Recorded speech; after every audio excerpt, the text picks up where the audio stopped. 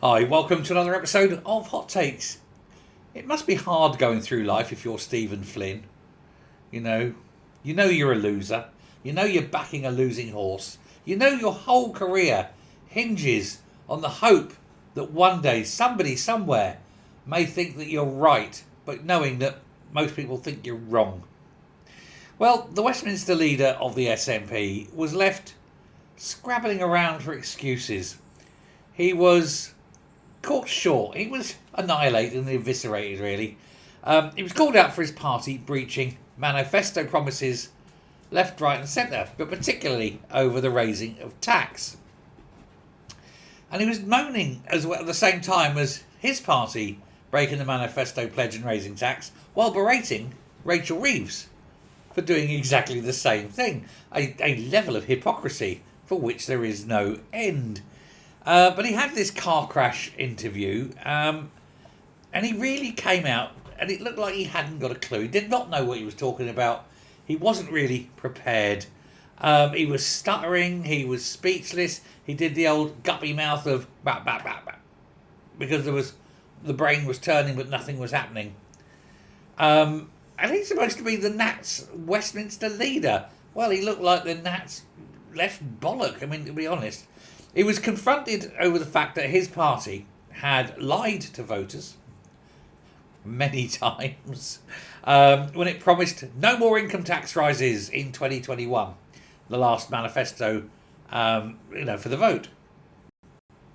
The SNP then hiked up taxes twice in 2022 and 2023.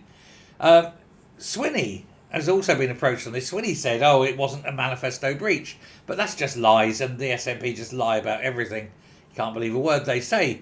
Nicola Sturgeon and her then Deputy Swinney kept banging on about not raising taxes, and then did. It's amazing, isn't it? Scotland, the highest taxed area of Britain. But apparently, telling people you're not going to raise taxes, then raising taxes, is not breaching a promise. No, it was beyond our control. No, it wasn't. You're in control. You can do what you like. Not beyond your control. And then, of course, you've got hapless Hamza, the useless wanker. Another one.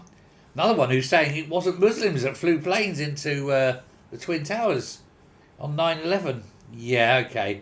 That moment he said that, I mean, mental.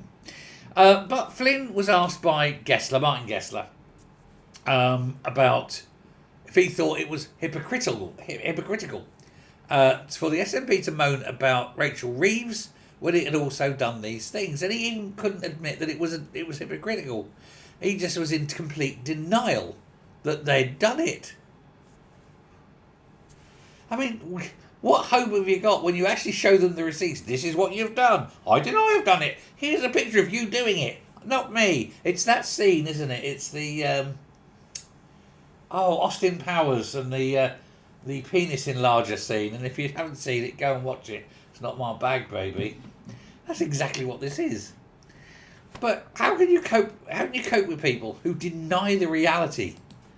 They are absolutely. If he's that mentally ill, he really needs to be in a hospital, not in Holyrood. Although some would say that Holyrood is the perfect place. It keeps all the nutters together. It's just a shame that people listen to what they do and say. Thanks very much. Bye.